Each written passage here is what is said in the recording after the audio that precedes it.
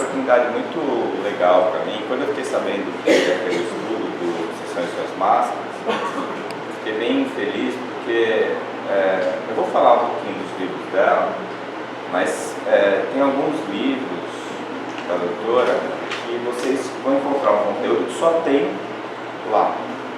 Vocês não vão encontrar em nenhum outro trabalho, nenhum outro livro, porque ela desenvolveu um estudo com todas as particularidades da experiência dela, sabe? E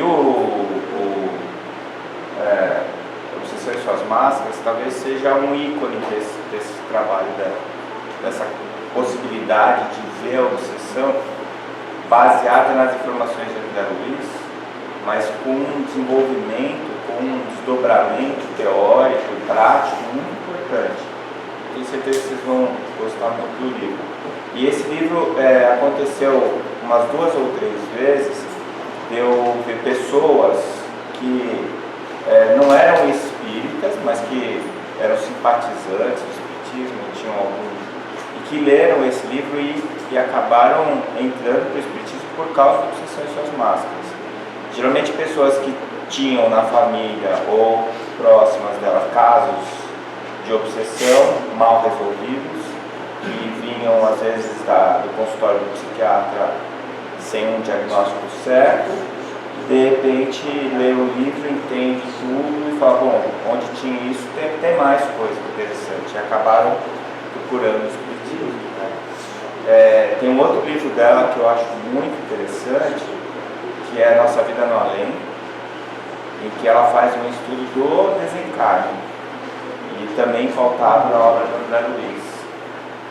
O mais recente, que eu acho muito legal também, que ainda é um livro pouco conhecido, é O Passe como Cura Magnética, em que ela também desmistifica um monte de coisas do passe espírita, né? Porque tem o passe do magnetismo animal, que é derivado do Mesmer. Quem faz isso aí de uma maneira bem desenvolvida é o Jacó Mello.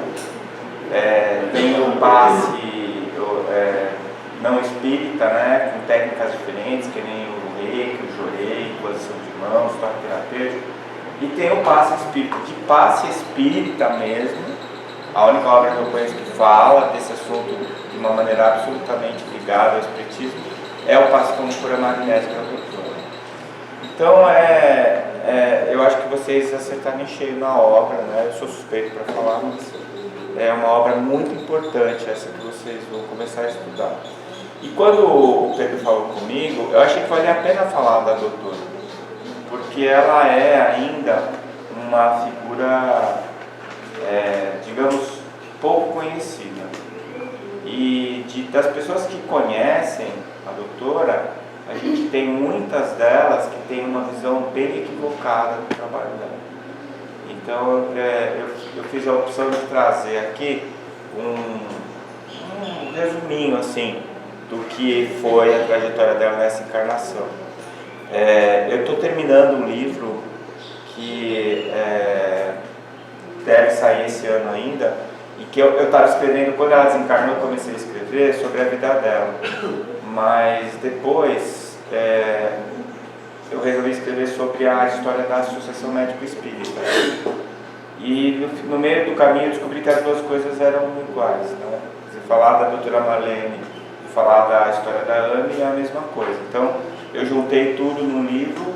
A Giovana, que é uma jornalista lá da AME Brasil, me ajudou no levantamento histórico, e esse livro deve sair, né? Então eu posso dar um resuminho, mas depois vou dar um livro para ler antes da peça, tá bom? Que aí eu acho que vai ser interessante, porque fala sobre o espírito, sobre o contato desse espírito com o mundo do outro lado, que ela teve esse contato sempre desde muito cedo, e finalmente a trajetória da Associação Médico Espírita, que foi a primeira das entidades que hoje são chamadas especializadas, que apareceu no Brasil, e que a doutora Marlene sempre fez questão de apoiar e incentivar o aparecimento de outras.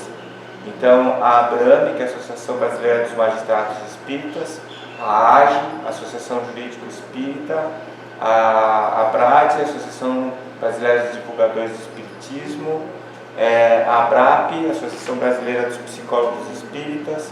Todas essas associações vieram junto com a AME, né? E para quem ainda acha que são entidades elitistas, que elas são só para médicos, só para psicólogos, não são. A verdade é que o objetivo dessas entidades é levar o espiritismo para dentro da profissão, não é? E para você pegar o espiritismo e levar para dentro de uma profissão, tem que ser um espírita que tem aquela profissão. Então o trabalho é voltado para essa ideia. Não que a gente queira que todos os médicos sejam espíritas, mas que todos os médicos tenham a notícia cristã, né, pela versão espírita. E isso é revolucionário, pelo menos na minha profissão, na medicina. Isso foi revolucionário na minha vida e eu percebo que é revolucionário na vida dos colegas também. Tá certo? Bom, se vocês forem no Evangelho segundo o Espiritismo, no capítulo 6, na página 109, está escrito assim: tomai, pois, por divisa essas duas palavras, devotamento e abnegação. Aliás, o nome que eu pus no livro é esse, devotamento e abnegação, né? Não sei se vai passar, ainda está lá na editora. E sereis fortes, porque elas resumem todos os deveres que a caridade e a humildade vos impõem. Essa frase é muito forte, não sei se vocês pararam para pensar. Tomai, pois, por divisa essas duas palavras, devotamento e abnegação. E sereis fortes, porque elas resumem todos os deveres que a caridade e a humildade vos impõem. Fora da caridade não há salvação. E tudo que é preciso dentro da caridade é devotamento e abnegação, né? Então, é o Espírito de verdade que diz isso. Então, essa frase tem um peso, não sei se vocês concordam comigo, tem um peso gigantesco. Primeiro porque o principal objetivo é a caridade. A Hero fala que para você ser caridoso, se você conseguir ser devotado e abnegado, tudo estará certo. Você vai estar cumprindo todas as obrigações de quem tem a caridade. E quem fala isso é Jesus. Então, essa frase é muito forte. E ela me remete à doutora Marlene. Porque se tivesse que definir ela com duas palavras, eu definiria assim: devotamento e abnegação, né? Eu cansei de ver ela abrir mão de coisas importantes na vida dela pelo Espiritismo, e cansei de ver o pessoal bater nela porque não entendia o que ela estava dizendo. E a gente ia conversar, ela falava assim: não se preocupa, meu couro já está duro, não sinto mais, não tem mais problema, né? Porque as pessoas não entendiam. Por dois motivos. Um que ainda insiste hoje é que a gente é muito passional. E às vezes uma pessoa traz uma opinião diferente da tua, você fica com raiva, né? Eu sempre digo, não pode ficar com raiva de opinião diferente. Se ficou com raiva, tem alguma coisa errada com você, não com a opinião. Porque a pessoa pode trazer uma opinião totalmente absurda. Por exemplo, eu vivo num ambiente que tem muita gente que defende o aborto, né? Eu fico às vezes impaciente, mas eu não fico com raiva da pessoa, às vezes me dá até pena. Nós todos aqui vivemos em um ambiente que defende o uso de arma de fogo, né? Vocês devem ter aí os seus parentes, amigos, o pessoal aqui gosta de arma, né? Eu não fico com raiva de quem gosta de arma, mas eu não acho certo ter a arma. E assim por diante. Então, quando uma pessoa traz uma opinião diferente da sua, eu acho que o primeiro grande movimento é você ouvir o que ela está dizendo e tentar refletir um pouquinho para ver se você realmente não concorda, né, com aquilo que está sendo colocado. Então, ela teve essa dificuldade que fez com que ela mostrasse a sua abnegação, né, e o devotamento de um trabalho que ela levou até o final. Eu lembro, a última vez que eu viajei com ela para a Europa, foi em 2014, ela tinha a contraindicação absoluta de fazer a viagem.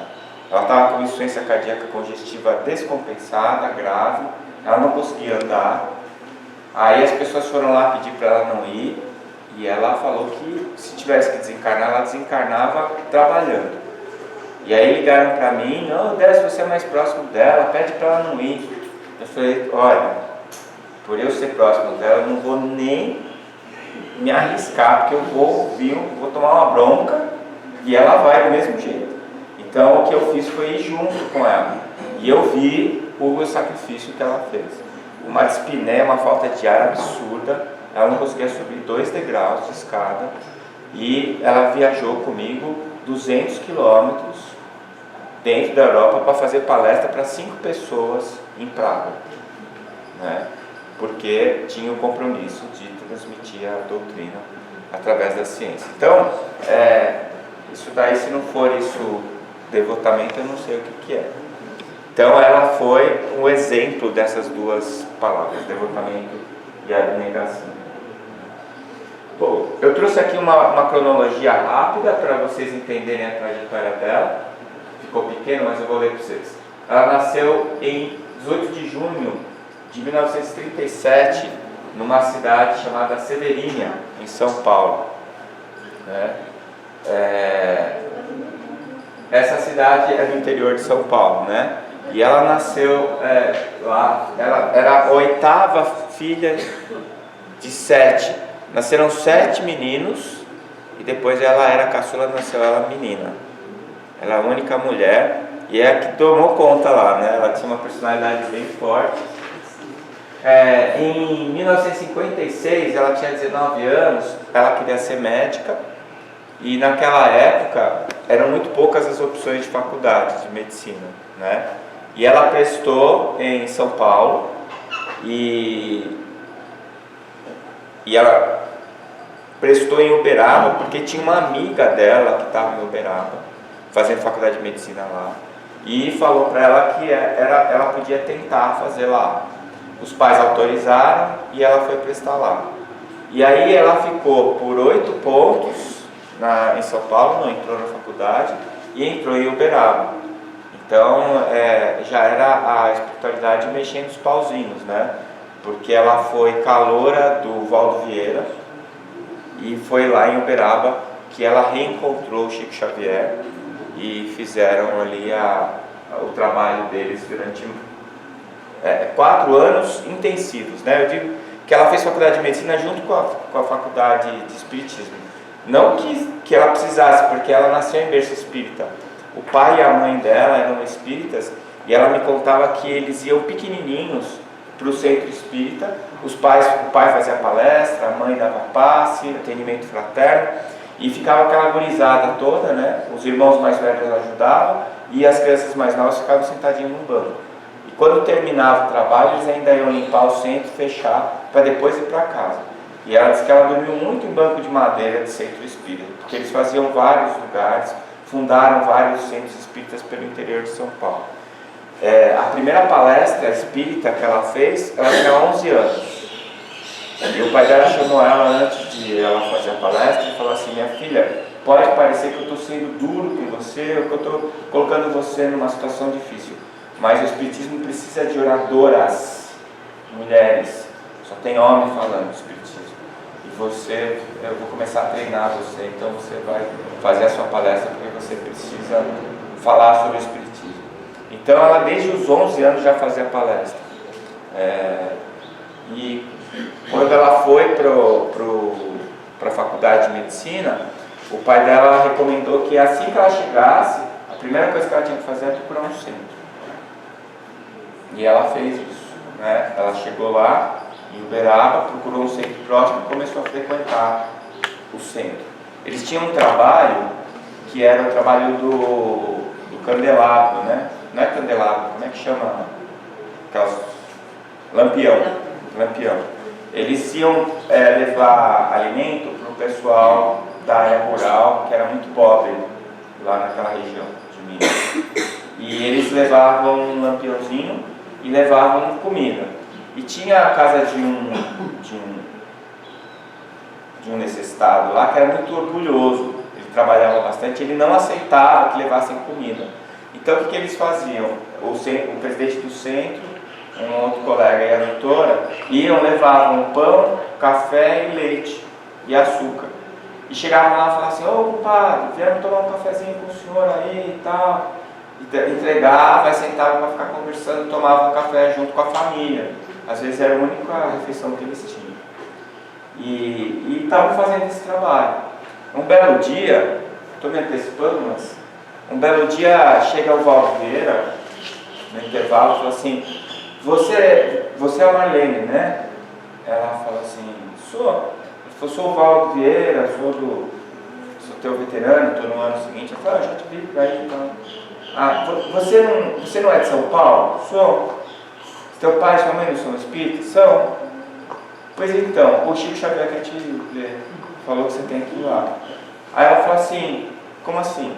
O Chico Xavier quer me ver? Pois é, ele me chamou, ele perguntou se eu conhecia você, eu falei que conhecia, e ele falou para, assim que você puder, que ele queria conversar com você. Aí ela achou estranho, ela nunca tinha visto Chico Xavier na vida, né? Nessa vida. Aí ela foi lá. Quando chegou lá, disse que ele levantou e falou: Marlene, que bom que você chegou, estava com saudade de você, abraçou ela. E falou: olha, eu tenho um trabalho importante para você, eu sei que vai ser meio duro, você está fazendo faculdade de medicina, mas você sai da faculdade, você vem para cá, que enquanto eu e o Valdo estivermos psicografando, você vai falar sobre o Evangelho. E ela, todos os dias, ela saía da faculdade, ia para o centro, falava sobre o Evangelho enquanto os dois psicografavam. Quando terminava a psicografia, já era tarde da noite, eles arrumavam o centro e iam caminhando para casa. E ela dizia que às 4 da manhã, o Chico parava num telefone comunitário, né, o antigo orelhão, que hoje não existe mais, né, para falar com a irmã, que estava em Pedro Leopoldo. E ele falava às 4 da manhã, todos os dias. E depois que ele conversava, ele ia para casa e eles se dispersavam. Então, trabalhava todo dia até de madrugada, no dia seguinte, de manhã cedo, estava na faculdade de medicina. Então, esse foi o contato dela. Aí ele ainda falou assim, quando ela chegou, ele falou assim para ela: muito bonito o trabalho do Lampião, de vocês irem na casa das pessoas levando o pão e o leite, não sei o que. Ela nunca tinha conversado com ele, né? Então o Chico tinha essas coisas, né? O Geraldinho conta uma história dele que eu acho engraçado. Diz que ele lia pensamento, olha que desconforto. Aí diz que ele chegou na casa do Chico, estava ele e a esposa, e o Chico estava com o pé dentro de uma bacia com água morna. E aí diz que ele olhou a bacia, olhou o pé do Chico, tinha uma joanete e tal, e diz que o Geraldinho pensou assim: nossa, deve ter chulé. E na hora que ele pensou, ele já se arrependeu. Ele falou: ai meu Deus, o Chico lê pensamento e procurou desconversar, assim foi. E não, o Chico não falou nada, passou, tudo bem. Aí quando ele terminou, a esposa dele falou assim: Chico, onde tem uma toalha, eu pego pra você, pra secar o seu pé. Ah, não, obrigado, tem aí no banheiro e tal. Ela foi buscar. Na hora que ela foi buscar, o Chico falou assim pro Geraldinho: pé feio, né, Geraldinho? Ele falou: não, imagina, Chico, não, é feio, cheio de joanete, né? Encravada, mas chulé não tem não. Então, você imagina se ficar do lado de uma pessoa dessa, né? Então, esse primeiro contato dela com o Chico foi em 58, quer dizer, ela já estava há 2 anos na faculdade de medicina, ela estava no 2º ano, e aí ele convocou ela, chamou ela, né, para trabalhar com ele. Eu estou falando da minha versão da doutora, né, e uma das coisas que eu descobri há 1 ano e meio, mais ou menos, porque a gente tem a fofoca espírita, né, no seu caso. E eu tinha curiosidade, porque ela sabia que ela tinha trabalhado com o Chico antes. E eu descobri a última encarnação dela, ela foi Berthe Froppot. Ela é uma francesa e casada com um médico, a melhor amiga da Amélie Boudet, e foi quem ajudou a Amélie depois que Kardec desencarnou. Eu recomendo para vocês, tem um livro em PDF de graça na internet, chama Muita Luz. O original em francês é Le Beaucoup de Lumière, quem escreveu esse livro foi a Berthe Fropo.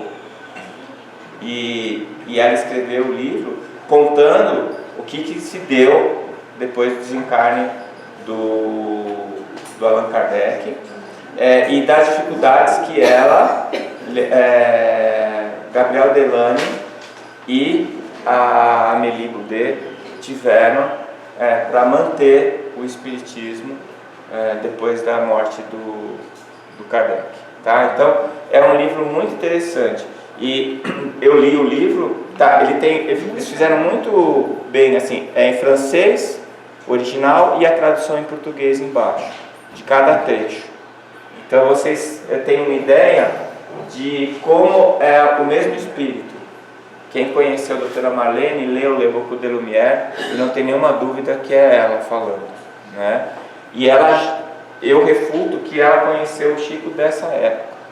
Né? Já trabalhou com ele nessa época. Ela se formou em 1962. Quem dançou a valsa de formatura com ela foi o Chico, né? Ele foi padrinho dela, da formatura. Eles eram muito próximos mesmo. Em 63 ela fundou o Grupo Espírita Caibar Schutel em São Paulo. Caibar Schutel sempre foi um espírito muito próximo do pai dela e dela. Ele dava muita instrução para ela.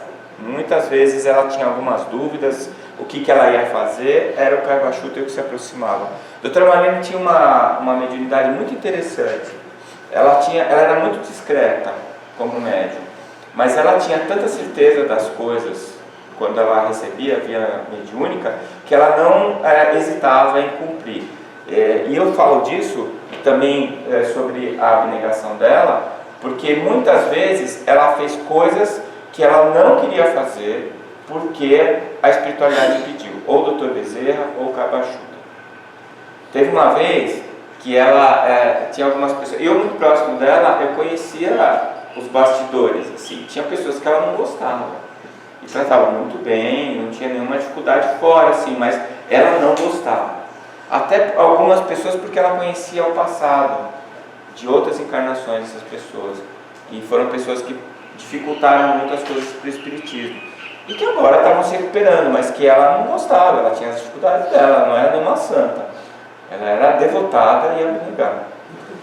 E aí o que aconteceu é que teve uma vez que a gente conversando sobre determinada pessoa e eu ficava pondo pano quente, eu falava, não, calma, doutora, não, isso aqui. Aí de repente eu vi que essa pessoa, ela tinha botado essa pessoa para fazer uma coisa importante pela Ana. Aí, eu estou sendo bem superficial, até para não dar mais confusão, né? Que aquela outra parece que eu fiz já deu. Aí foi assim. E eu liguei para ela, eu falei, como assim? Doutora? Ela falou assim, pois é, você vê. O doutor Bezerra veio aqui e falou que era para fazer desse jeito. Eu vou discutir com ele. Pois é. Eu achava isso muito legal, isso me dava muita segurança, porque ela falava, eu recebi tal informação, eu recebi tal orientação, e ela seguia a risca, porque ela tinha certeza que quem tinha trazido a informação eram os espíritos que estavam conduzindo o trabalho. E ela fala numa entrevista que ela deu, uma coisa que eu acho muito interessante. O único título que ela aceita é de trabalhadora do Cristo. Então ela sempre foi muito devotada ao trabalho do Cristo e muito abnegada pela divulgação da doutrina. Então em 63 ela funda esse centro espírita que existe até hoje, Caibar Schutel. Casou com Freitas Nobre, o deputado Freitas Nobre, que hoje é nome do aeroporto de Congonhas, em São Paulo, deputado Freitas Nobre. Ele era mais velho que ela, quem apresentou os dois foi o Chico. O Freitas era vice-prefeito de São Paulo na época, ela estava se formando médica e ele apresentou os dois e eles se apaixonaram, se casaram, né? E ela ficou com... O Freitas era espírita, era um trabalhador muito importante, e com ele ela fundou a Folha Espírita, que tem até hoje também, né? Em 64 ela casou, estava nascendo, ela casou com ele. Em 1968 foi fundada a primeira AME no planeta, a Associação Médica Espírita de São Paulo, ela foi a primeira secretária. Né? Em 74 funda a Folha Espírita com Freitas Nobre. Em 77 ela funda a creche Lar Alvorecer em Diadema. Também tem até hoje. Ela foi eleita, ela ganhou o título de cidadã de Diadema, cidadã honorária de Diadema por causa dessa obra. Né? E a convocação do Dr. Bezerra veio em 1990. Eu tinha planejado ir mostrando as fotos e depois contando a história, mas eu já estou contando as histórias, vou contar depois eu mostro a foto. Em 1990, tinha 15 dias que o Freitas tinha desencarnado. Ele teve um câncer de esôfago e morreu. E ela ainda estava muito doída da morte dele, né? Eles tiveram 2 filhos, o Marcelo Nobre e o Marcos Nobre. O Marcelo, ele é envolvido em política como pai, né? Ele trabalhou agora eu não vou lembrar, lá em Brasília, na parte jurídica de Brasília. E o Marcos Nobre, ele é filósofo. Ele já foi articulista da Folha de São Paulo, né? E ele é professor da Sorbonne, é uma pessoa muito, muito qualificada. E ela estava com 15 dias, ela acorda de manhã cedo, quem está na beira da cama dela é o Dr. Bezerra de Menezes. E aí eu transcrevi ela me contou isso com lágrimas nos olhos, e eu guardei e escrevi, né? E está no livro também. E ele fala assim: Marlene, me desculpa, pode parecer uma crueldade fazer o que eu estou fazendo, você há tão pouco tempo de perder o seu esposo, mas eu vim aqui porque a gente não pode mais esperar. Quando ela me contou isso, eu lembrei muito do pai dela falando para ela: você me desculpa que eu vou te colocar com 11 anos para fazer palestra, né? Quer dizer, ela tinha um trabalho para fazer e ela não parou para pensar, ela fez, né? E o Dr. Bezerra fala assim que ela tinha uma tarefa muito importante e que para poder realizar essa tarefa ele tinha algumas coisas que ele precisava orientar ela. E a primeira coisa que ele fez foi fazer ela recordar de várias encarnações que ela teve. Por quê? Porque ela tinha uma dívida que ela adquiriu, né, na primeira encarnação que ele mostrou para ela. Essa primeira encarnação ela foi a Catarina de Médici. Eu não sei quem conhece a história da noite de São Bartolomeu, né? Então, essa é a primeira encarnação dela. E depois ele vem contando as encarnações que ela teve, a partir daí, né? Depois que ela foi a Catarina de Médici, ela nasceu negra na África, foi escravizada, foi traficada para a Inglaterra e viveu como escrava. Depois ela teve outras encarnações na França e a última dela foi como Berthe Foucault. E ela dizia, porque o Dr. Bezerra tinha mostrado para ela, que era essa ou nenhuma. Essa encarnação ela tinha que concluir a tarefa dela, porque ela não tinha mais tempo devido aos débitos que ela tinha adquirido no passado. E ela cumpriu com folgas, né, na minha humilde opinião. E dentro desse processo, ela reconheceu muita gente do movimento espírita e reconheceu todos os parentes dela. O pai, a mãe, os filhos, o Freitas, e todo mundo que estava próximo dela, ela tinha sempre essa informação, que foi trazida pelo Dr. Bezerra. E a orientação dele era que ela fundasse a AME Brasil. E na época, a AME São Paulo estava capengando. Tinham 2 ou 3 pessoas, eles não estavam conseguindo fazer as reuniões, e ela fala assim: mas não está nem dando para a gente levar em São Paulo, o senhor quer que eu funde a AME Brasil?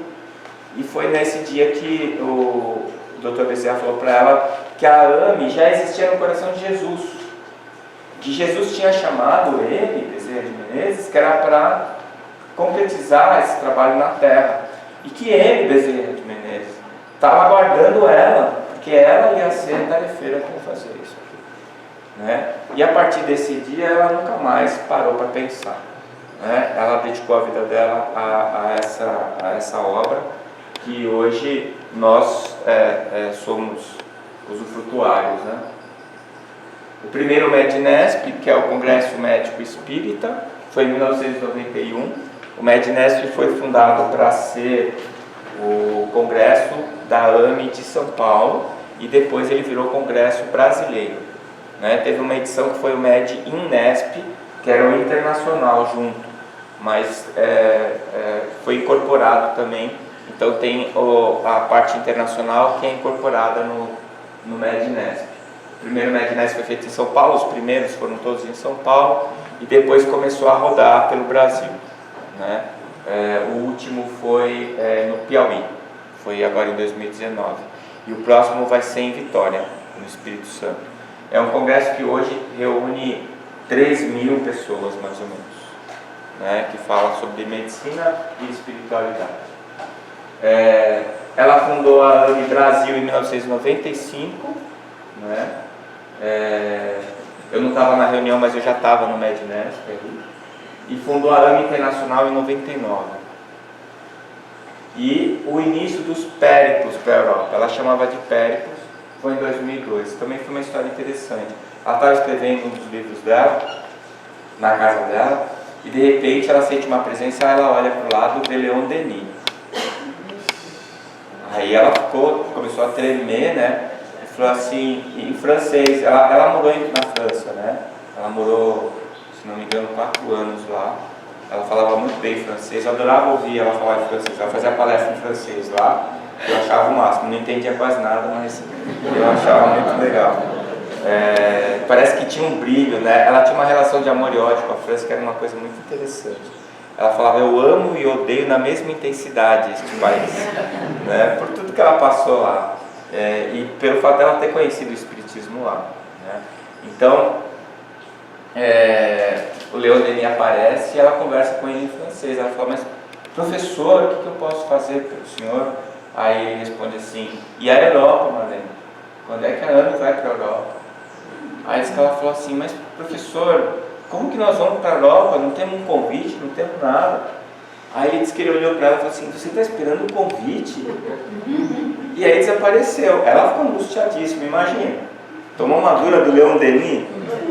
Aí o que ela fez? Ela começou a fazer uns contatos. Em 2002, ela foi a primeira vez para a Europa, ela foi sozinha, e ela foi fazer contatos com as pessoas que ela tinha lá já, pessoas do movimento espírita internacional, foi para a França, tinha algumas amigas dela que estavam lá, e ela fez algumas palestras lá e começou a pensar na ideia do périplo. E programou para 2003 o primeiro Congresso Europeu de Medicina e Espiritualidade, que ela pretendia fazer em Madrid, na Espanha. E deu tudo errado lá em Madrid, não funcionou, ela não conseguiu fazer, no final deu certo em Barcelona. Quem ajudou ela foi um espanhol chamado Salvador, foi o Salvador, que era bombeiro na época e até pouco tempo atrás era presidente da Federação Espanhola de Espiritismo. E ele conseguiu em Barcelona, no mesmo mês do Alto de Fé de Barcelona, né? Nós fomos fazer o primeiro congresso. Ela vendeu um carro e fez financiamento no banco para fazer esse congresso. Vendeu o carro dela e fez o financiamento no banco. Então, tem gente que falava que ela se aproveitava e ia viajar para a Europa às custas da AME. Depois que quando ela fechava, todo o MED-NESP, ela fechava a parte financeira da AME Brasil e da AME Internacional. Ela era presidente das duas entidades. E tinha sempre alguns itens assim, 20 mil reais por doação anônima de amigos da AME, 40 mil reais da AME Internacional, doação anônima, não sei o quê. Quando ela desencarnou, nós descobrimos que o doador anônimo era ela. Então, ela mudou no finalzinho. Eu não sei da vida dela, né? Se eu estiver falando alguma bobagem, os filhos dela vão me perdoar, ela também.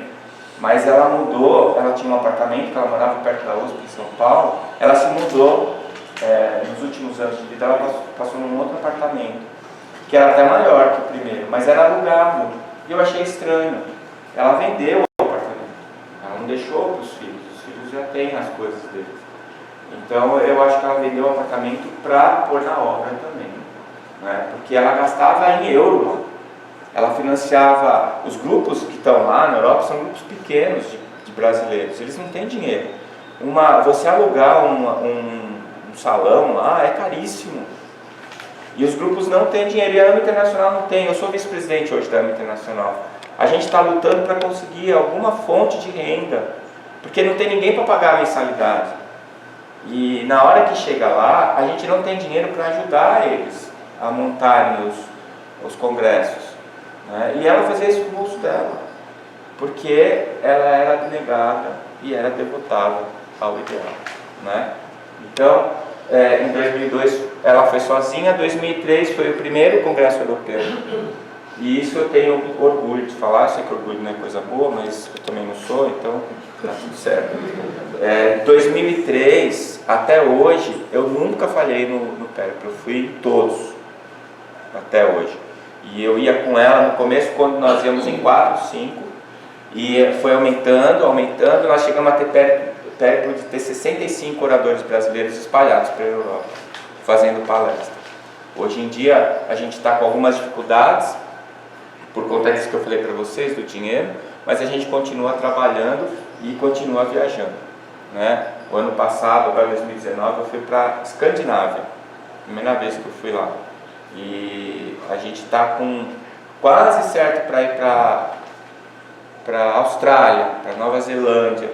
Nós estamos conseguindo colocar lá a bandeirinha do Cristo em todos os países, e a gente vai lá falar de ciência. Eles não sabem que a gente vai falar de espiritismo, a gente fala também. Só que a gente fala sem falar que está falando. E eles ficam bastante interessados no assunto. E a gente tem feito isso já desde 2003, né? Ou com ela desde 2002. E aí, em 5 de janeiro de 2015, ela desencarnou. Tem aquele... Ela estava em Ilhabela com a filha adotiva, né? E ela começou a passar mal, e a filha dela me contou que ela estava muito mal, ficando meio apoteada.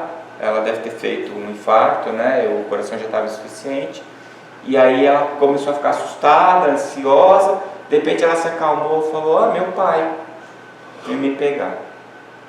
E aí ela se acalmou e desencarnou, né? Então, eu sei que o pai, ela tinha uma ligação muito forte com o pai dela, e ela desencarnou. Ela já sabia que ia desencarnar, né? Ela preparou tudo, deixou tudo certinho na AME Brasil, na AME Internacional. Até quem ia suceder ela na AME Internacional, nós tivemos algumas conversas, e ela já tinha deixado tudo prontinho. A última vez que eu a vi foi no dia 15 de dezembro de 2014. Eu fui resolver um negócio em São Paulo, dormi na casa dos meus pais e liguei para ela. Ela falou assim: poxa, você está em São Paulo? Vem tomar café da manhã comigo. No dia seguinte eu fui. Foi a única vez que eu fui nesse apartamento novo dela. Tinha uma mesa que cabia umas 12 pessoas. Ela pôs um café da manhã que dava para comer uns 20. Eu e ela.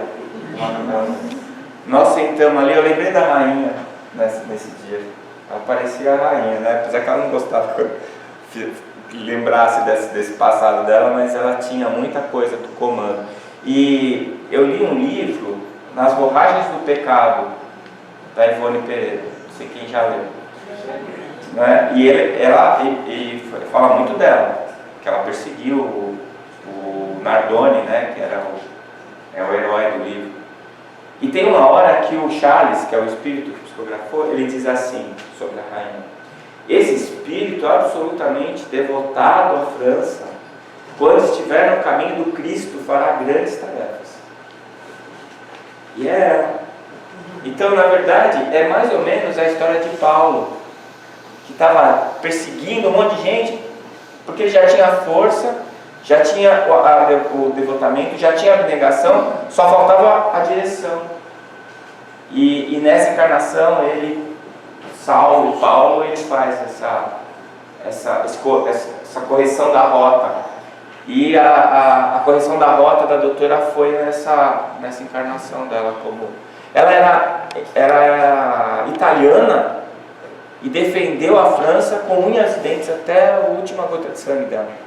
Ela fazia o que tivesse que fazer para defender a França, né? Fez um monte de barbaridades. Por quê? Porque ainda não tinha direção, né? E a direção ela recebeu depois com o Cristo, né? Com o cristianismo. Então é um exemplo mesmo se a gente for olhar as obras, as encarnações menos felizes dela, né? Então o início foi esse nascimento de 1937, em Severina. O nome dela era Marlene Rossi Severino Nobre. Era o nome completo dela, né? Era Marlene Rossi Severino, porque ela casou com Freitas Nobre. O primeiro contato com o Chico em 58 e a formatura em 62. Então, essa é a Nena.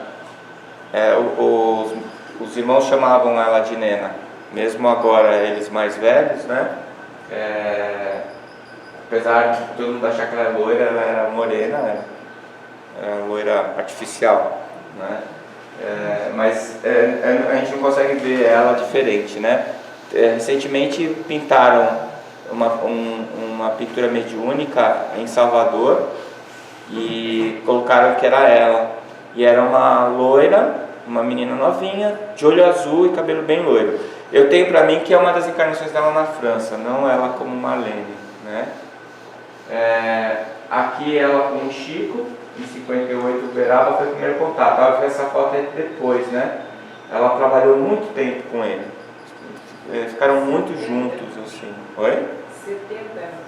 70 anos, Esses 4, ela via ele todo dia, né? Esses 4 anos de faculdade.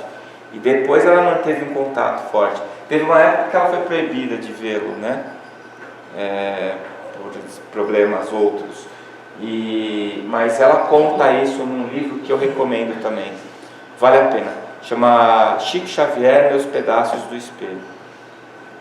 Esse livro, eu li esse livro com ela, porque foi nesse último périplo de 2014, ela terminou o livro, chegou toda feliz, que falou que já tinha cumprido a última tarefa que ela tinha para cumprir, e ela tinha prometido para o Chico que ia fazer esse livro. Esse livro, ela conta ele por ela. Então é diferente de qualquer biografia, porque você monta a biografia do Chico na sua cabeça a partir dos depoimentos que ela traz dela e das pessoas que conviveram com o Chico, né? Então é muito, muito bonito o livro, é uma obra fantástica. Tanto que esse livro que eu escrevi sobre ela, eu ia fazer um plágio, ia chamar Marlene Nobre e Meus Pedaços do Espelho, porque eu queria fazer o mesmo modelo. Aliás, eu fiz, só que agora a gente acrescentou a obra da AME, a história da AME, e a Giovana me ajudou bastante no livro, ela também é autora, então não pode dizer que são os meus pedaços, né?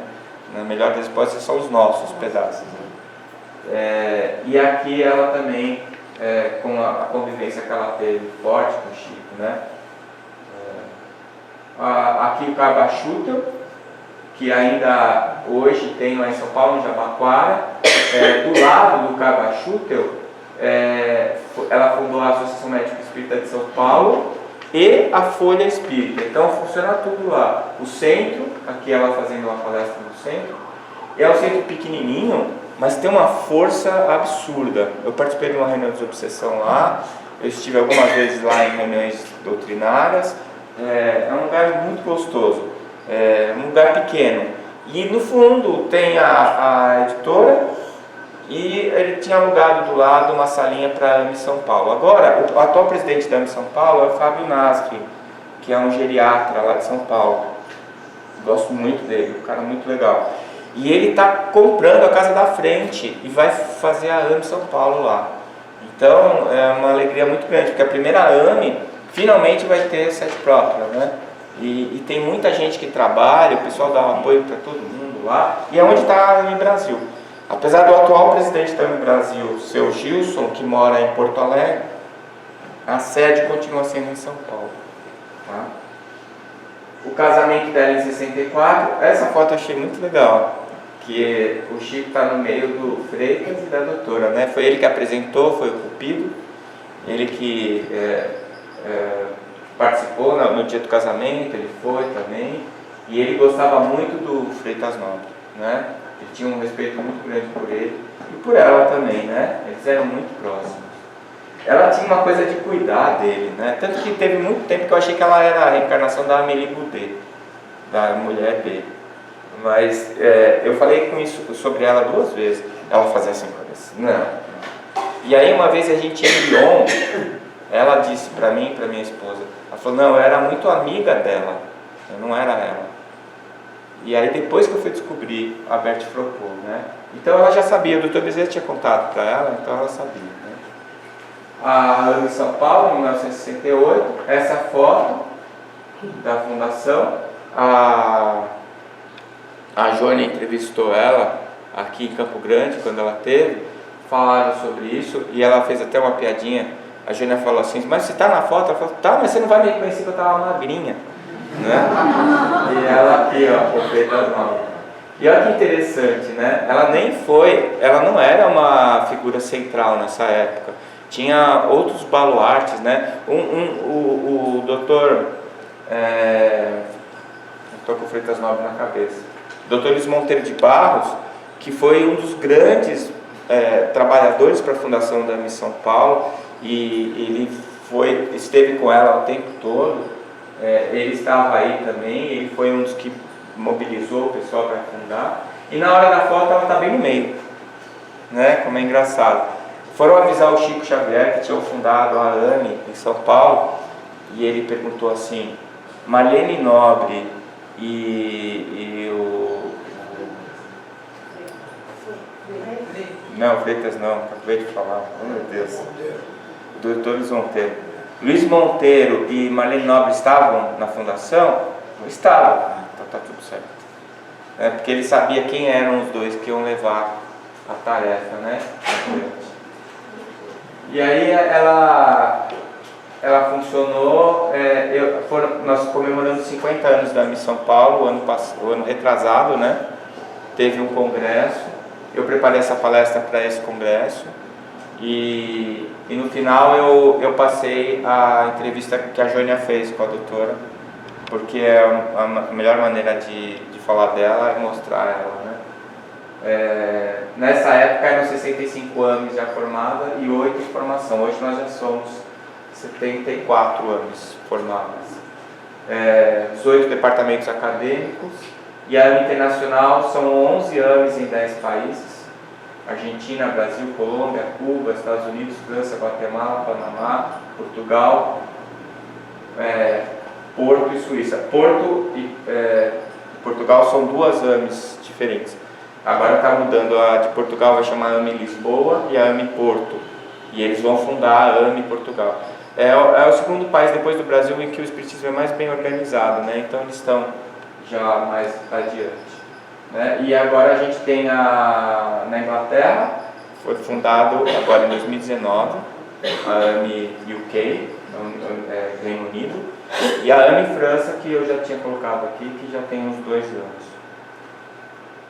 A Folha Espírita em 74, que ela fundou. Aqui era com Freitas, quando eles fundaram,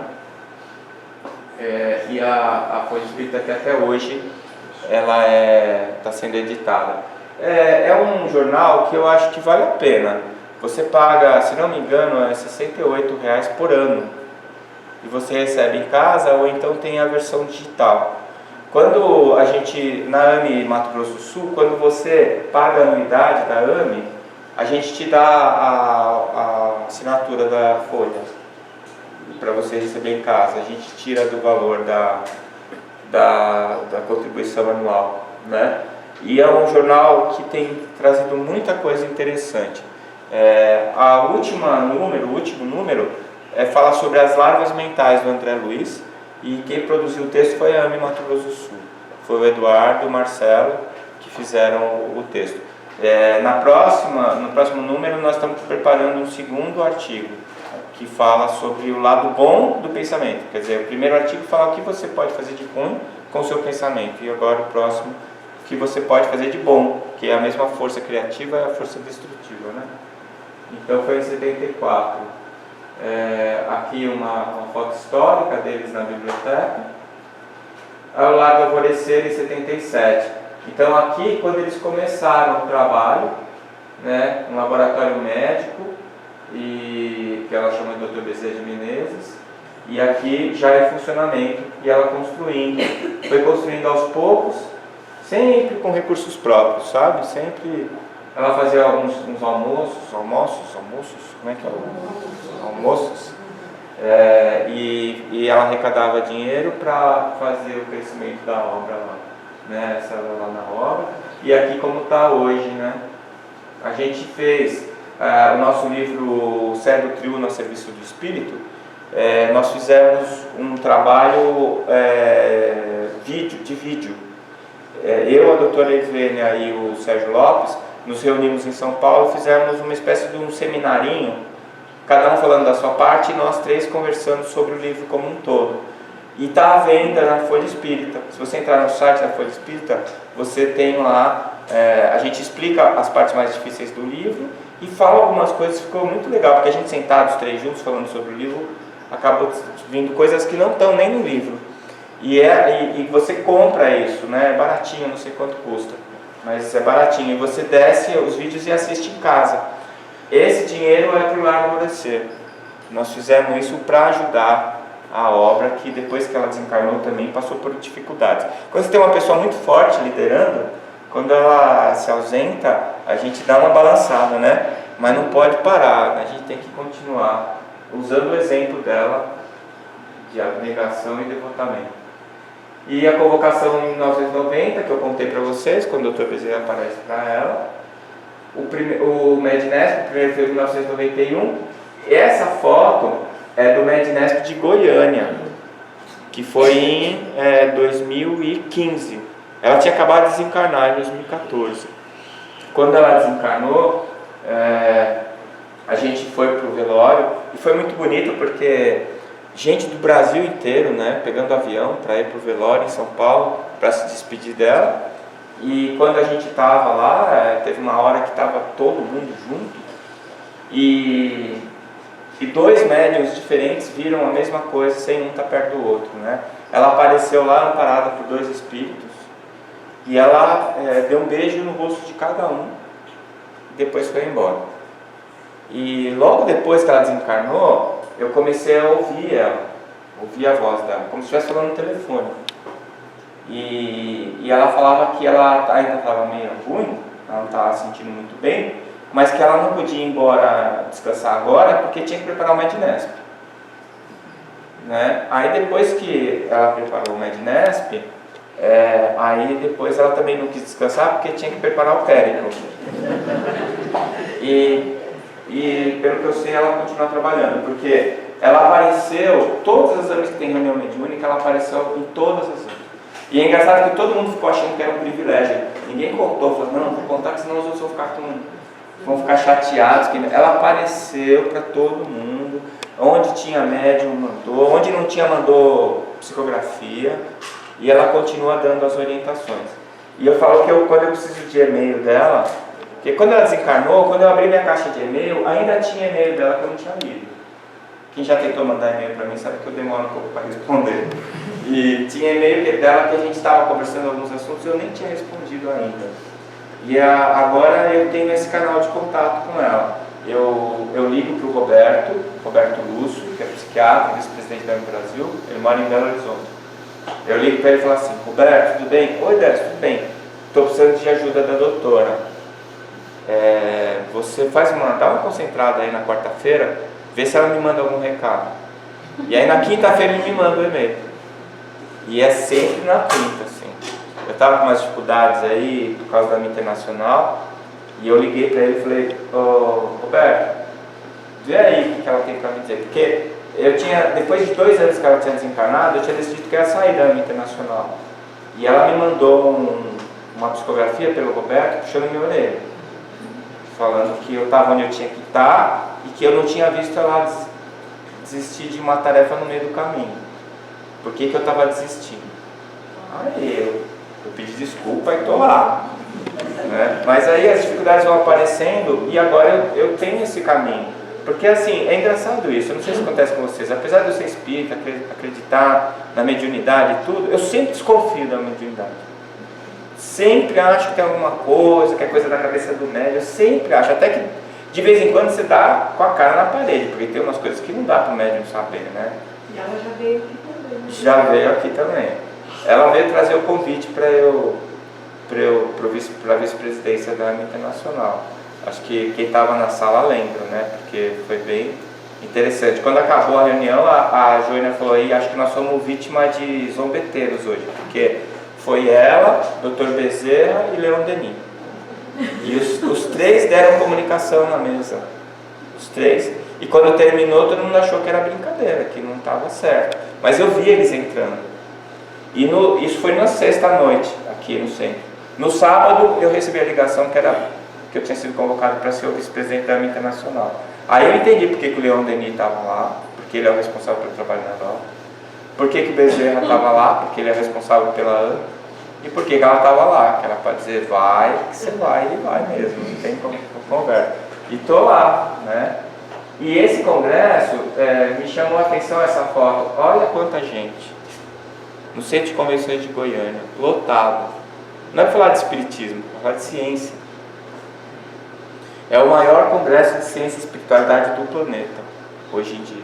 Nós estamos beirando 4.000 pessoas já, né? É muito interessante, muito forte isso aí. Eu tenho uma foto minha no palco ali, ao altar, coisa do passado, né? Estou lá e essa foto me dá arrepio até hoje, porque é muita gente. A sorte é que eles põem uma luz na nossa cara, você não viu o público, né? Senão a perna bambeia, mas é difícil, né? Ela fundou a AME Brasil em 1995, então esse é o primeiro logo, esse é o logo atualizado. E a AME Internacional em 99, esse é o logo internacional, atualizado. A atual presidente é a doutora Sônia Dória, ela é brasileira, mas mora nos Estados Unidos. Ela é pesquisadora, trabalha no FDA hoje em dia. E o presidente da AME Brasil é o Gilson, era da AME Rio Grande do Sul. Atualmente ele está só como presidente da AME Brasil. O vice-presidente da AME Brasil é o Roberto Lúcio, que é psiquiatra de Belo Horizonte. E na AME Brasil é a Sônia e eu.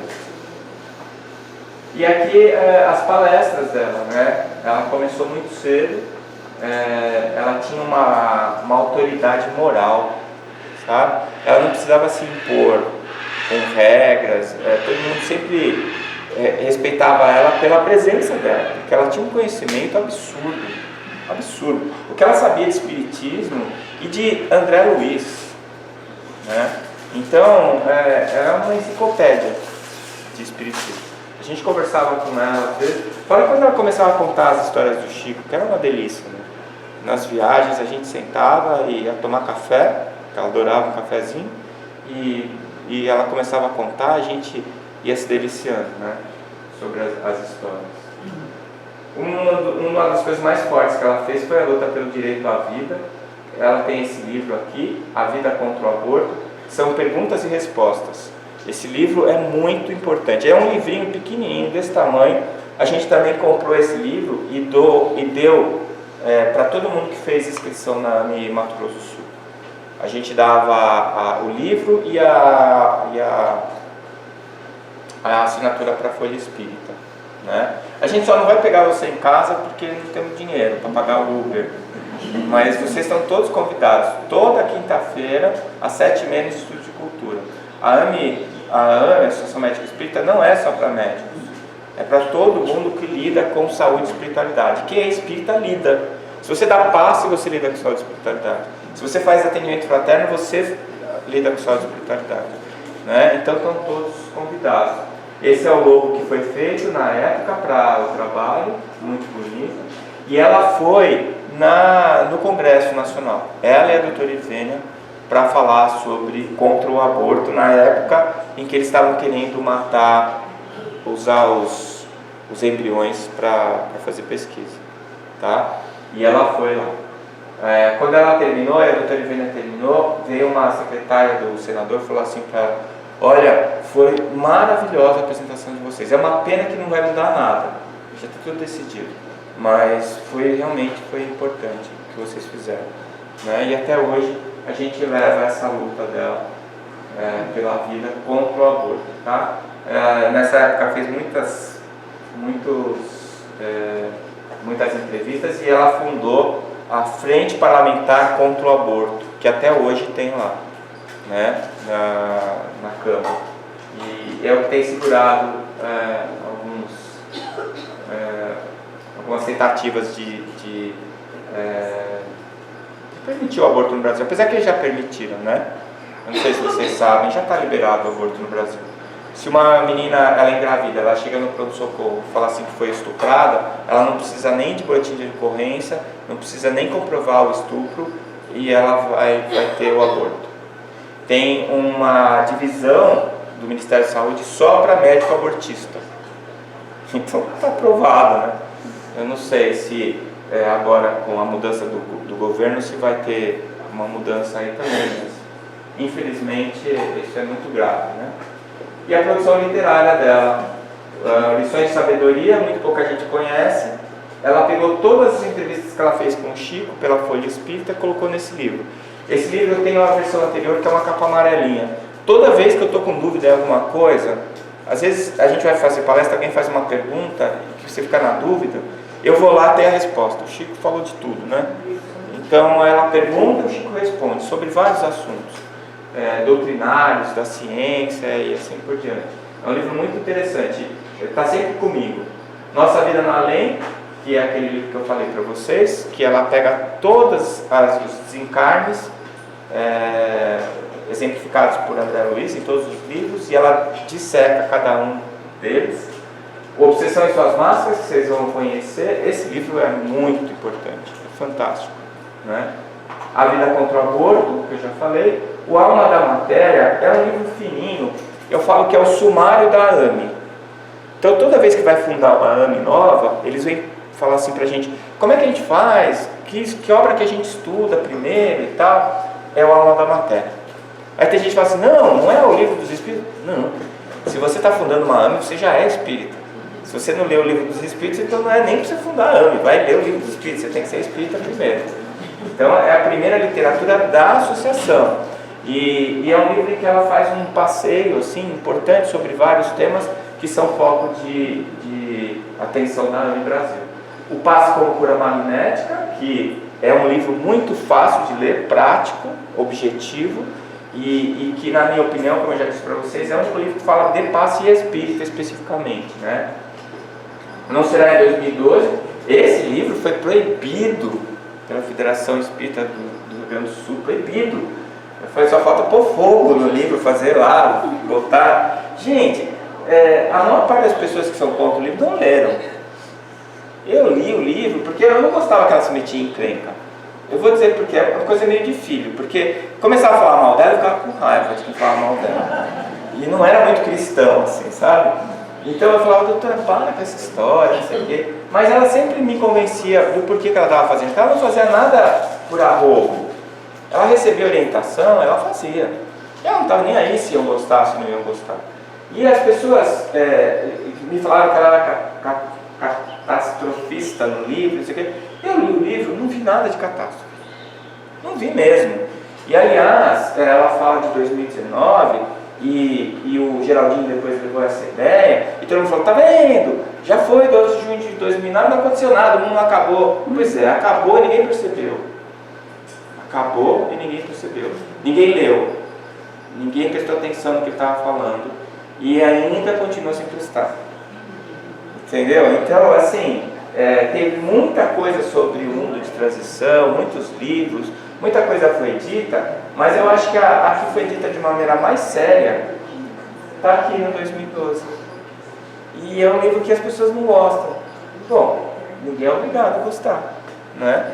Mas eu já li 2 vezes. Porque fala assim, a doutora falou que o Chico falou isso, o Chico não falou nada disso. Será que ela falou isso? Aí eu vou lá e leio o livro de novo. Não tem nada disso. Não tem nada disso. Então é aquela história, né? Cada um ouve o que quer. Não é assim? Talvez eu esteja vendo o que eu quero, mas assim, eu já li 2 vezes. Eu acho que é muito bem colocado, porque o Chico coloca, são muitas opções. Não existe um destino pronto, senão a gente está fazendo o que aqui?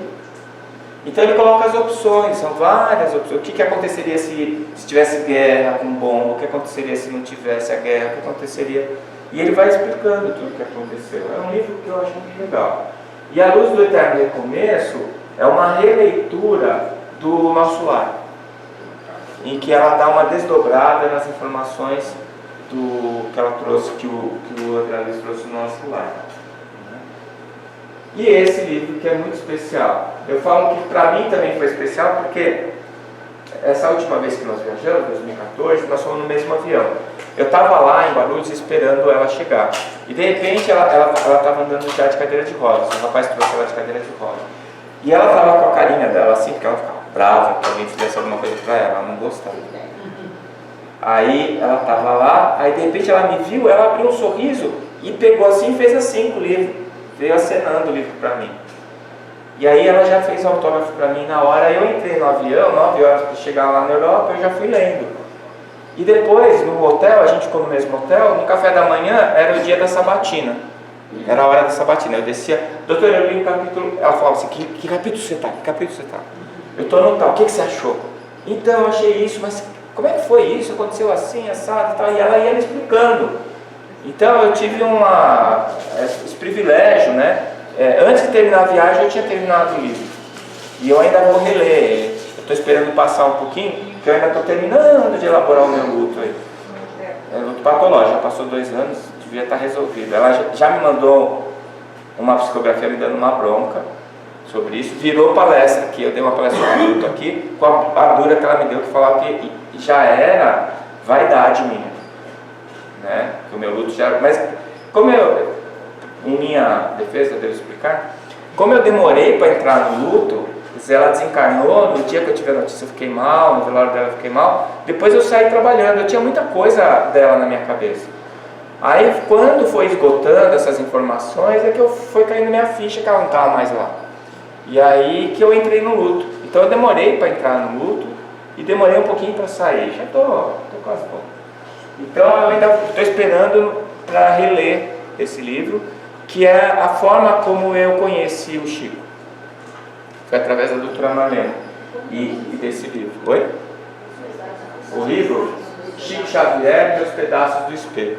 Meus Pedaços do Espelho porque tem uma crença hindu que diz que a verdade é um grande espelho que se quebrou e caiu sobre a terra. E cada um tem o seu pedaço, né, da verdade.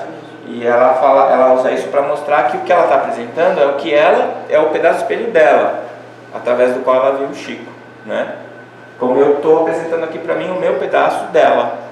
Obviamente que os filhos dela têm um outro pedaço, o marido dela tem outro pedaço, as pessoas que ouviram ela têm outro pedaço, assim por diante. E a questão dos livros, né? Que ela sempre incentivou. Eu lembro, eu conto isso no livro também, quando eu escrevi meu primeiro livro, Fisiologia Transdimensional, eu escrevi, levei para a Ami Santos, na época eu estava lá, todo mundo leu, a gente fez a cumprimentação, e eu levei o livro para ela, né, impresso na impressora, calhamaço assim, eu todo orgulhoso, né, imagina, nem sabia que eu escrevi livro na minha vida. E aí eu entreguei para ela, e teve um sábado que ela estava no Guarujá, e ela pediu para eu ir lá, e eu fui com a Alessandra, com a minha esposa. Eu cheguei lá, tinha uns... Olha, para ser humilde, tinha uns 100 livros abertos, em cima da mesa, na mesinha de centro, em cima do sofá. Ela falou, senta aí, tira o livro, senta aí. Na hora que eu fui tirar o livro, um livro em francês, outro em alemão, outro em inglês. Eu falei, meu Deus. Porque ela fazia assim, ela ficava o ano inteiro dando palestra, final de ano, ela se escondia com os filhos em algum lugar, ou em Ilhabela, onde ela desencarnou, que eles tinham uma casa lá, ou no Guarujá, que ela tinha amigos que tinham casa lá, e ela sentava e escrevia livro. Cada livro desse dela é um final de ano que ela escrevia. E aí eu fiquei até com vergonha, porque imagina, ela estava escrevendo um livro, tinha uns 100 livros em inglês, em alemão, em francês, eu mal leio em português, né? Como é que... Aí ela chegou, sentou e ela foi apontando todos os problemas que tinha no meu livro. E não é que eu fiquei bravo. Fiquei bravo, eu saí de lá irritado. Aí a Alessandra falou assim pra mim, escuta, por que você está bravo? Pô, mas eu fiz o livro, discuti com o pessoal da Alame, aí ela veio com um monte de defeito, e não sei o que, ela falou assim pra mim, mas ela não falou, ela não corrigiu os defeitos, é porque ela gostou do livro. Mas você acha que tinha que estar perfeito? E olha, hoje eu olho, é o meu patinho feio que eu falo. Ela foi muito generosa, porque tinha muito mais coisa para arrumar do que o que ela mostrou. Ela só deu uma pincelada assim por cima, sabe? E ela falou uma coisa que eu nunca vou esquecer. Ela falou, eu preciso que alguém escreva sobre fisiologia. e é você que vai escrever. Então, eu mantenho essa linha até hoje, da Alma, Corpo Físico, que foi o último livro que eu escrevi sozinho, fala sobre isso. O Cérebro Triuno fala sobre isso, a minha parte fala sobre isso. Agora vai ter o relançamento, vai sair uma edição nova com um capítulo novo da Alma, Corpo Físico, capa nova, tudo bonitinho, vai ficar bonito o livro.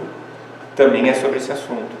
Então eu acho que a minha linha, a minha tarefa é essa. E ela e o José Nilson foram os dois grandes incentivadores, né?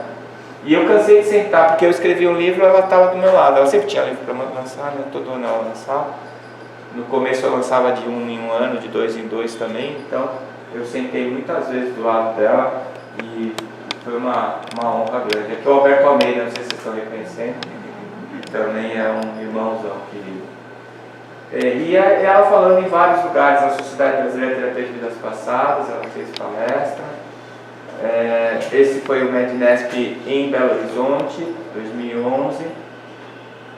Aqui ela falando em congressos espiritualistas, né, não só espíritas. No meio espírita ela dependia muito da questão política, né? Ela era chamada, às vezes não era, algumas vezes. O meu primeiro congresso internacional foi em 2004, foi no Congresso Mundial de Espiritismo na França. E eu fui chamado, ninguém nem me conhecia, óbvio que foi ela que me chamou. Né? Deram um espaço, perguntaram para ela se ela tinha alguma indicação, ela me indicou. Eu tenho em VHS, né, a palestra, no videocassete não tem mais onde assistir. Mas eu lembro que até outro dia, a última vez que assisti, já faz uns 15 anos, eu fiquei taquicárdico igualzinho quando eu assisti o filme, né? E assim, quem me conhece um pouco vê lá, os primeiros 5 minutos eu não conseguia nem ver o que estava acontecendo, eu estava tremendo, estressado. Aí depois foi ficando mais tranquilo, fiz até piada. E foi lá que ela me apresentou para o movimento espírita. Foi naquele dia que ela fez eu debutei, né, como palestrante internacional. E eu tenho muita gratidão por ela, né, por causa disso. Ela soube dos podres do passado dela. Eu aqui, naquela salinha ali, eu tive uns flashes dos meus podres. E eu sou muito grato porque eu tenho essa oportunidade de resgatar, né, pelo menos alguma coisa das barbaridades que a gente fez no passado. E ela, na minha cabeça, quem me deu esse presente. Ela que me abriu as portas para fazer isso, né? Aqui é a participação acadêmica. Essa é uma aula que ela deu no primeiro curso de saúde e espiritualidade na Universidade Federal do Ceará. Tinha que ser lá no Ceará, na terra do Dr. Bezerra de Menezes. Foi a primeira universidade brasileira a ter um curso de saúde e espiritualidade no currículo, e ela foi dar aula inaugural. Hoje em dia a gente tem Taubaté tem curso, o IMIP em Pernambuco tem disciplina de saúde e espiritualidade no currículo. E a gente acha, puxa, o Brasil está avançado, nos Estados Unidos 94% das faculdades de medicina já tem curso. Nós estamos atrasados, né? E honrarias recebidas, né? Na medicina, em 2014, ela recebeu uma honraria na Academia Brasileira de Medicina, no Rio de Janeiro. No espiritismo, ela recebeu a medalha Chico Xavier. E na sociedade, ela foi eleita cidadã honorária de Diadema. Ela recebeu honrarias em São Paulo, né? Na cidade onde ela nasceu. E assim por diante, né? A gente sabia pouco dessas coisas porque ela não contava, né? Mas aquela com o Geraldinho Lemos, quando ela recebeu a medalha do Chico, né? Ela revertia muito disso para o trabalho. Isso aconteceu com o Wagner Moura, do Fraternidade Sem Fronteiras. Ele recebeu uma medalha da ONU e ele perguntou se ia dar dinheiro para a instituição. Falaram que não, ele não foi receber a medalha. Mas eu falei para ele, Wagner, você tem que ir, porque isso credencia o trabalho, né? Se você, que é o líder, recebeu uma medalha da ONU, isso está credenciando a fraternidade. Então você não tem o direito de não ir, Né? Essa coisa é interessante, porque você foge disso porque você sabe que isso é uma armadilha, que excita a sua vaidade e acaba fazendo com que você se atrapalhe. Mas se você não vai, você está faltando também com o trabalho. Então você é obrigado a ir, você tem que fazer a coisa acontecer. Você não foi lá pedir, pelo amor de Deus, tem gente que manda, né? Sugerindo o seu próprio nome para receber a honraria. Você não está fazendo isso, né? E a imagem que eu tenho dela é essa, né? Ela sempre falando. Eu tinha uma coisa assim, eu conhecia bem ela começava a palestra, ela ia lendo o slide e tal, e eu ficava, quando é que vai começar? Quando é que vai começar? A hora que ela dava uma afastadinha assim do púlpito, punha a mão na frente assim, ela senta que lá vem história, né? Aí é a hora que começava. Aí era a hora que ela vinha, né? E com todo o background espírita dela. Então, tem palestras memoráveis dela. O Oceano fez um vídeo que a gente apresentou em Goiânia, que tem um trecho que ela fala contra o aborto, que é uma das coisas mais emocionantes que eu já assisti, né? Então, ela tinha paixão, né? Devotamento mesmo, sobre aquilo que ela estava fazendo. E ela não tinha o menor medo de nada nem de ninguém, ela fazia o que tinha que fazer. Eu já falei bastante, mas eu vou contar essa história. A gente estava em 2004 lá em Paris, e aí nós fomos conhecer o túmulo do Kardec, no Père Lachaise. Estava ela, estava o Dr. Weimar, que era presidente da Federação Espírita de Goiás, né? Eu e a minha esposa. E nós fomos no Père Lachaise, descemos do lado de cá, tem uma ladeirona, não sei quem já foi lá. Você chega lá, você já pagou todos os seus pecados, né? Quando você chega lá. Tava calor, não, tava frio, e a gente subindo com aquele vento e tal. Quando chegamos lá, não tinha ninguém no túmulo quase. Aí nós nos encostamos ali, começamos a conversar, daqui a pouco juntou bastante gente.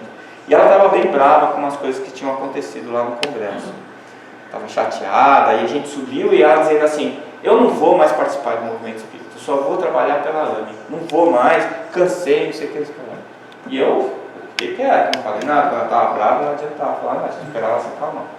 Aí chegamos lá em cima, aí juntou um pessoal, tinha um monte de brasileiro lá, estava tendo congresso mundial, aí pediram para ela fazer a prece. Aí nós nos encostamos ali em volta do túmulo, e ela começou a fazer a prece, eu fechei o olho. Eu não sou, minha mãe engravida em minha boca, mas assim, na hora que eu fechei o olho, eu fui sugado, assim, sabe? Eu parei de ouvir o que estava acontecendo, ficou um silêncio danado, eu me vi numa sala escura e tinha uma voz do meu lado, uma voz de homem, uma voz bonita, assim, parecia um locutor de rádio, sabe? Ele falou assim para mim, Décio, você está me ouvindo? Eu falei, tô. Ele falou assim, é o seguinte, você avisa a Marlene que não é para ela sair de lugar nenhum. Ela tem que continuar, mesmo que esteja ruim, ela tem que continuar. Aí, daqui a pouco eu voltei e ela estava terminando a prece. Aí eu me emocionei, comecei a chorar. Aí a minha mulher estava do meu lado e falou assim, você está chorando por quê? Eu falei, não, eu emocionei. Não, foi legal a prece, mas não deu para chorar. Eu falei, não, depois eu te explico. Aí a gente saiu de lá para ir no túmulo do Gabriel Delany. Porque ela falou, ó, o túmulo do Gabriel é logo ali pertinho, vamos lá. Essa intimidade toda com o Gabriel Delany, depois que eu soube que ela era Bert Fropô, que eu entendi. Eles eram amigos, trabalharam juntos. E era um túmulo bem humildezinho, assim, que tá, acho que umas 2 quadras, uma quadra do túmulo do Kardec. E aí eu peguei no braço dela, que aliás, ela tinha dificuldade para caminhar, e eu dava o braço para ela, né? Só dava o braço, ela que pegava, ela não gostava de ninguém ficando carregando ela. Aí eu falei para ela, eu expliquei o que tinha acontecido, ela riu, olhou para mim e falou, eu entendi a mensagem. E ela nunca deixou de participar, né? Depois que ela desencarnou, eu tive um desdobramento, fui visitá-la.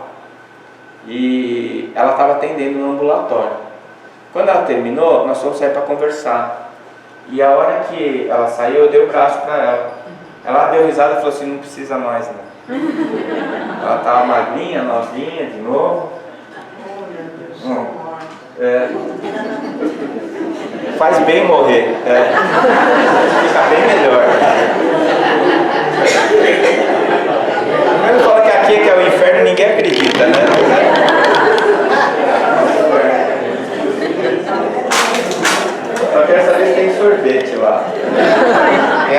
tinha ali sorvete.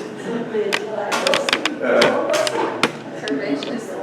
Os Périclos, eu trouxe algumas fotos. Esse aqui foi em Lyon. Esse congresso em Lyon foi muito importante para mim. Eu não sei porque é a terra do Kardec, eu estava lá com ela, a gente falou muito sobre a época do Kardec. Foi quando ela me revelou que ela tinha sido uma das amigas da esposa, da Amélie. Aqui a gente estava na Polônia, a gente estava em Viena, aqui em Portugal. Esse congresso de Portugal, as Jornadas Portuguesas, foi um marco no espiritismo português. Quando a gente começou, fez o primeiro, eles queriam que fizesse todo ano. Eu falei para ela: doutora, não vai dar todo ano, a gente não tem tanta gente para vir assim. Ela falou assim: não, mas isso aqui não é trabalho da AME, é trabalho espírita, porque a federação estava tendo algumas dificuldades lá, e até hoje tem, apesar que depois que ela desencarnou eles brigaram com a gente. E agora eles pediram para a gente voltar. A AME Internacional não vai voltar, mas o Décio vai. Esse ano eu vou para lá, porque eu fiz muitos amigos lá e eu também não vou ficar com picuinha, né? O trabalho não é meu e eu vou lá. Mas esse pessoal é um pessoal muito querido. Aqui a gente tem o Rodolfo, está fazendo psiquiatria, é de São Paulo. De Alagoas, o Ricardo, a esposa dele. Aqui é de Goiânia, né? A doutora Ivênia, o André Luiz, São Paulo, eu. Essas duas são portuguesas, é uma enfermeira e uma médica, a doutora. A Paulinha, que é médica fisiatra, essa também é médica fisiatra, não estou lembrando o nome dela agora. Esse aqui é de Minas, também está em São Paulo agora. O Roberto Lúcio Hassani, que é esposo dela, também é médico dentista lá, né? A medicina, o odonto é depois da medicina, faz medicina e depois faz odonto. Um trabalho legal. Aqui a gente também em Paris, eu estou com uma fuga de ideias, não lembro o nome de ninguém. O Jorge Daher. E aqui o Giancarlo. Eu adorava esse sorrisinho dela, assim, quando ela estava feliz, ela ficava com essa carinha. Aqui, aqui na França, né, a Marcinha, ela tá com a gente, ela é de Santos, eu conheço ela desde a época da AME Santos. Ela é tesoureira de todas as AMEs do Brasil. Ela entra na tesouraria e sobra dinheiro, então todo mundo põe ela de tesoureira. Ela é tesoureira da AME Santos, da AME Brasil e da AME Internacional. É a mulher do dinheiro. O Betão, que é lá da Paraíba, essa aqui eu não estou reconhecendo. A doutora Marlene. O Sérgio Lopes, que escreveu o livro com a gente, né? Aqui ela também no Congresso Internacional. Essa foto eu trouxe por causa esse daqui é o Dr. Pim Van Lommel.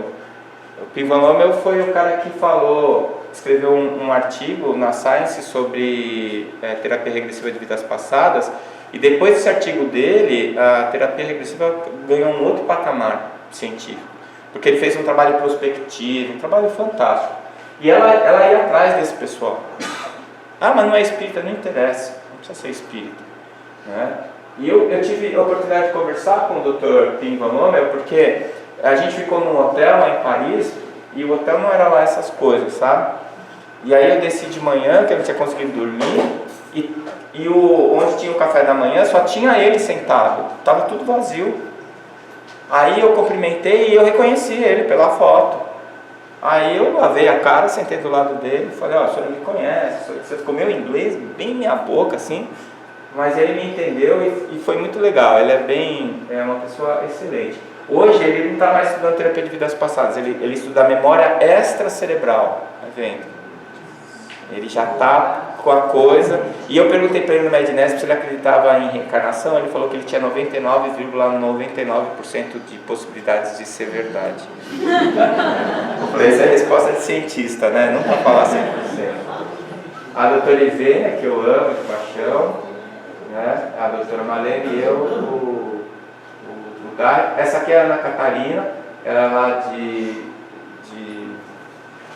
Vitória do Espírito Santo. O mestrado dela foi em suicídio. Ela é uma nefrologista, uma pessoa maravilhosa também. Ela já veio aqui falar de suicídio, aqui de Campo Grande. Aqui, esse daqui é um psiquiatra, um pediatra que escreveu sobre terapia de vidas passadas em crianças, né? O Melvin Morse. Ele é médium, só que ele não sabe. E ele fala que ele vê anjos. Na verdade, ele tem mediunidade mesmo. Mas ele, como faltou a doutrina para ele, e ele ganhou dinheiro com os 2 primeiros livros dele, ele se perdeu um pouco, sabe? Ele está bem confusinho. As últimas vezes que eu vi ele falar e os livros que ele lançou não são legais. Esse aqui é um anestesista francês, que tem 6 livros escritos, eu não estou lembrando o nome dele agora. E ele também é muito gente boa. Oi? Alguém conhece ele? A gente jantou uma vez, depois do congresso na Suíça, e ele falava francês e eu português. E o inglês dele era ruim e o meu também. Aí a gente ficou assim rindo e tentando conversar, né? Eu entendi uma piadinha que ele fez e alguém perguntou para ele como ele tinha tempo para escrever, porque ele tem 6 livros escritos. Ele falou que ele era anestesista. Então, depois que ele fazia o doente dormir, até ele fazia o doente acordar, ele ficava escrevendo. Bom. Eu escrevo de madrugada, ele não tem mais sorte que eu. Aqui é o Dr. Andrew Powell, que é lá da Inglaterra, psiquiatra. O Dr. Andrew Powell foi muito importante para a AME Internacional, principalmente na Inglaterra. Ele é da Real Sociedade de Psiquiatria e ele bancou os congressos lá na Inglaterra, e o nome dele chamou os ingleses. Então, o primeiro congresso da AME Internacional que tinha mais de 50% de europeus assistindo foi lá em Londres, né? Eu conto isso no livro também, que explodiu meu sapato. Eu não sei explicar até hoje o que aconteceu. Eu comecei a palestra, o sapato estava novinho. Quando eu terminei, eu fui sair, o pé direito desmantelou. A sola, explodiu a sola. Era uma borracha, desintegrou, não sei o que aconteceu ali. Acho que o meu chakra não estava bom, eles conectaram pelo pé. Deu sobrecarga. Mas eu sei que eu fui de meia pro hotel. Não deu nem para usar o sapato para... Eu devia ter tirado foto. Naquela época não tinha celular, essas coisas. Não. Aqui é na Alemanha. Essa daqui é a Elsa Rossi. Ela é do BUS, da Inglaterra. E aqui é a Fernanda do Alcastar, na Alemanha. Esse pessoal é muito importante. Eles não são médicos, são brasileiros espíritas da Europa. Eles que carregam o piano, sabe? É fácil ser espírita aqui no Brasil. Ser espírita lá tem que ter fibra, viu? Eles falam que eles foram deserdados. Eu falo, não, vocês são os batedores. É um pessoal com treinamento especial para ir para lá. Não é fácil, não. Aqui em Praga, ela fez questão. Essa aqui é a estátua do Jan Hus. O Jan Hus foi uma das encarnações do Kardec, e ela fez questão de ir lá e tirar a foto. E esse daqui é o Josef. Josef, ele é da República Tcheca, mas ele fugiu na época do comunismo. E ele foi para Viena, na Áustria, e ficou lá. E agora ele está tentando levar o espiritismo para a República Tcheca. 75% de ateus na República Tcheca. E nós viajamos no carrinho dele, esses 200 e poucos quilômetros, para falar para 5 pessoas. Mas ele não desistiu, ele continuou trabalhando. E o que eu achei mais interessante, ele veio passar férias no Brasil, não falava português, conheceu o espiritismo e aprendeu português sozinho para ler os livros espíritas. Ele é tradutor, ele tem alguma dificuldade às vezes para traduzir, ele fala com bastante sotaque, mas quem é que aprende português sozinho? Me conta. Né? Nem a gente. Aqui na Polônia, esse polonês, ele fundou uma editora lá, traduziu os livros para o polonês e começou a vender e fazer congresso. Aí ele casou com uma esposa. Ele era separado, casou com uma evangélica. E parou o trabalho. Mas os livros estão lá, né? Os livros em polonês estão lá. E aqui outras fotos do trabalho. Essa aqui é a Neri Berthold. A Neri, ela é suíça, é psiquiatra. Ela fez medicina aqui no Brasil. O pai dela era missionário evangélico.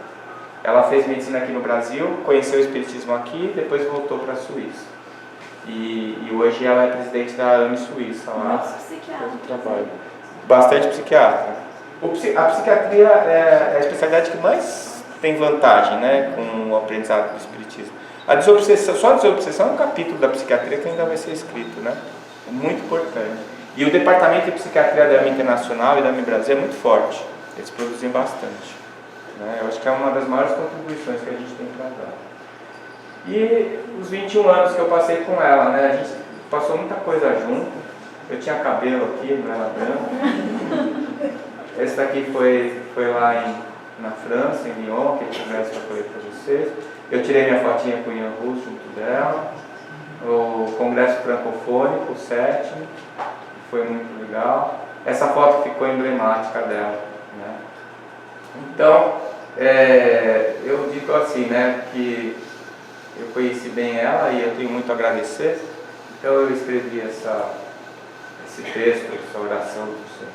Obrigado por ter sido meu anjo sem ser um anjo, ter sido minha luz mesmo tendo suas sombras, ter me trazido a paz enquanto lutava com seus demônios, ter me mostrado o que importa diante de tantas questões supérfluas que parecem fundamentais, ter sido tão generosa em oferecer as oportunidades enquanto muitos companheiros de caminhada lhe tolhiam as ações, ter me mostrado uma porta para encontrar Jesus com todo o seu esplendor, sem precisar abrir mão de nada do que me é importante, por ter me ensinado o verdadeiro significado das palavras devotamento e abnegação.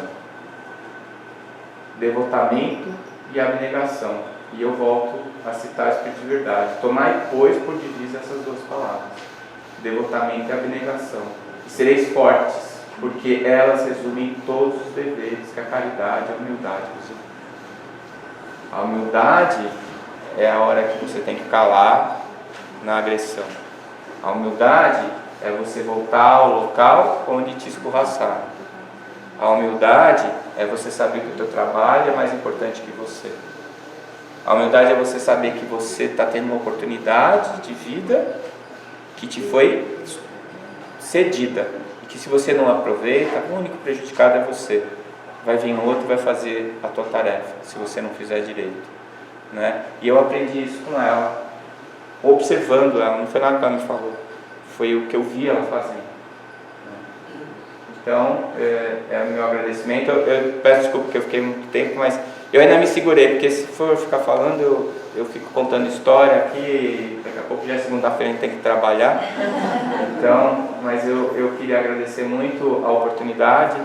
O Maria Modesto Carlos tem sido uma casa que me acolheu e tem sido muito importante para mim. E depois a gente tem visto no trabalho da sexta-feira como ela tem apoiado a AME Internacional. Né? Eu acho que eles me puseram aqui porque a casa tinha o trabalho também embutido, né? Essa responsabilidade com a AME Internacional. E eu estou muito feliz de conseguir perceber isso e estar aqui com vocês. Muito obrigado.